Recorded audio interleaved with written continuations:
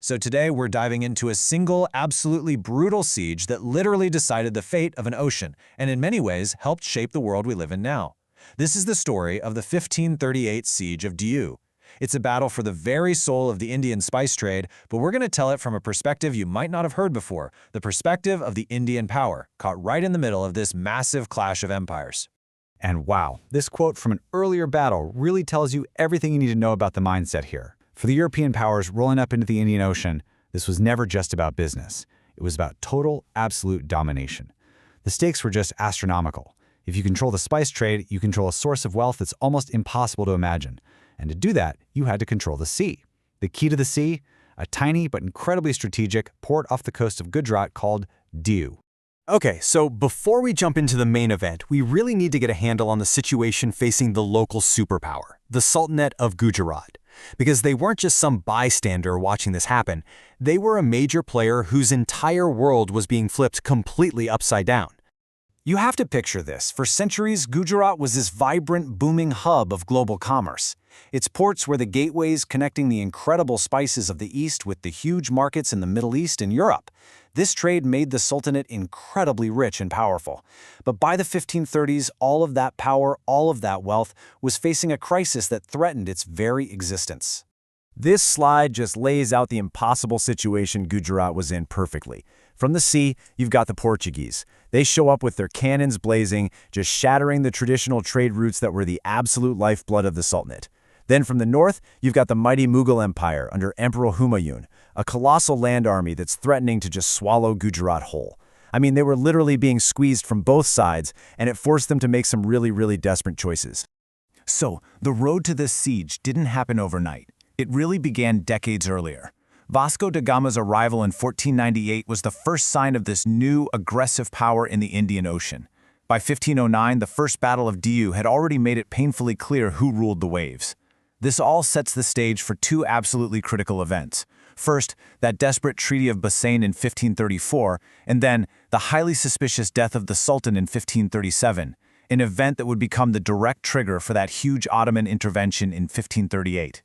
So you're the Sultan of Gujarat, Bahadur Shah. You're facing total annihilation from two different directions. What do?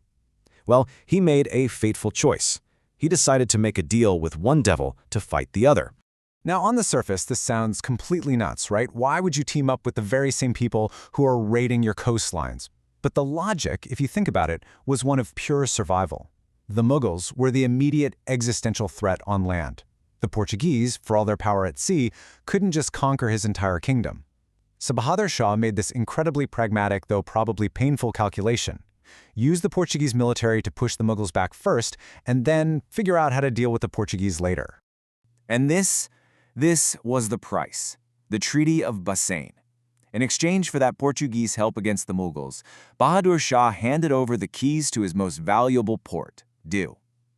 He actually let them build a fortress there, probably thinking it was just a temporary deal to make sure his kingdom survived. He traded a priceless piece of land for what he hoped was temporary security. So, the plan kind of works. The Mughal threat is pushed back. Now Bahadur Shah moves to phase 2, getting the Portuguese out of Diu. He goes to negotiate with the Portuguese governor on a ship in the harbor, but this is where it all goes horribly wrong. The stories differ on the details, but what we know is that violence broke out, and in all the chaos, the Sultan fell overboard and drowned.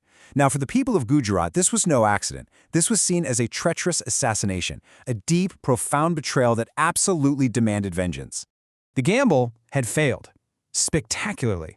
Their leader was dead, their most important port was occupied by an enemy they now saw as completely treacherous, and any shred of trust was just gone. So, the nobles of Gujarat turned to the only power on earth that had a navy strong enough to actually take on the Portuguese in the Indian Ocean. The mighty Ottoman Empire, a global superpower in its own right. And that sets the stage for the Great Siege of 1538. You've got this grand alliance of Ottoman and Gujarati forces showing up to kick the Portuguese out of Diu for good. But as we're about to see, the real battle wasn't just against the fortress walls. It was inside the alliance itself. I mean, just look at these numbers. It's staggering. The Allied force is absolutely colossal. Over 22,000 soldiers, and they're backed up by the largest Ottoman fleet ever sent into the Indian Ocean. And who are they up against? A tiny garrison of about 600 Portuguese soldiers holed up in their brand new fort. On paper, this should have been a quick, brutal, and decisive victory for the attackers, no question. So that's the billion-dollar question, isn't it? With odds like that, how on earth did the Portuguese manage to hold out? Well, the answer has very little to do with cannons and swords, and everything to do with the poison of mistrust. The cracks in this grand alliance appeared almost instantly. The moment the elite Ottoman janissaries landed, what did they do? They started ransacking the very city they were supposed to be liberating. You can imagine how well that went over with their Gujarati hosts. The local nobles got deeply suspicious, right? They started to think, wait a minute, have we just swapped one conqueror for another? So they started holding back food and supplies. Meanwhile, the Ottoman commander, a guy named Hadim Suleiman Pasha, openly looked down on his Gujarati allies. The whole partnership was just dysfunctional and poisoned from the get-go.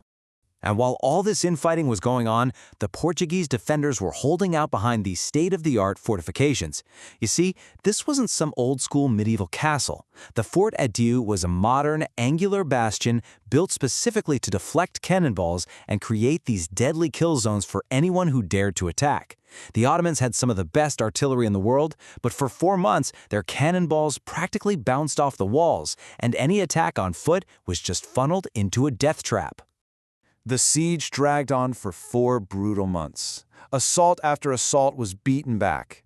The defenders were pushed to the absolute breaking point, starving, sick, constantly under bombardment. By the very end, their numbers had shrunk to just this, 40.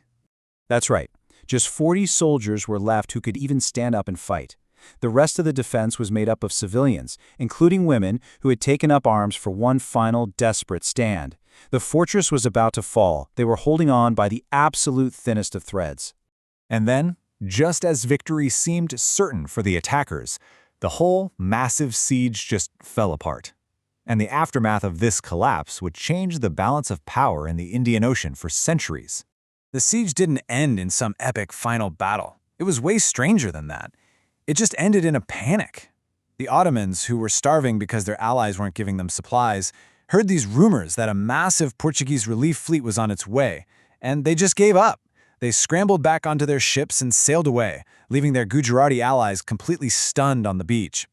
The Gujarati commander, Qajar Safar, was so furious at this betrayal that he literally set his own camp on fire before retreating. So let's just break down the fallout here, because it was massive for everybody. For the Gujarat Sultanate, it was an absolute catastrophe.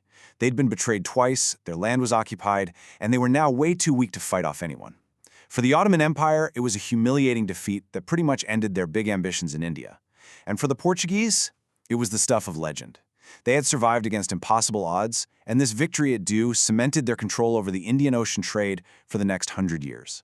So the main takeaway here is that this wasn't just another battle. It was a genuine turning point. The fact that this incredibly powerful Eastern alliance couldn't get rid of one tiny European garrison, well, it basically opened the door for centuries of European colonial dominance.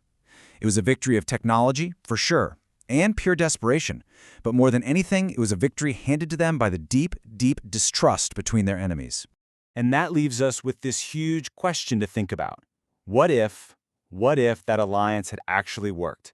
What if they had put their suspicions aside and focused on their common enemy? Could a united Eastern Front have completely changed the course of history? Maybe even stopped the age of European colonialism before it ever really got started? It's just a powerful reminder that sometimes the biggest battles aren't lost to the enemy in front of you, but to the divisions you have within.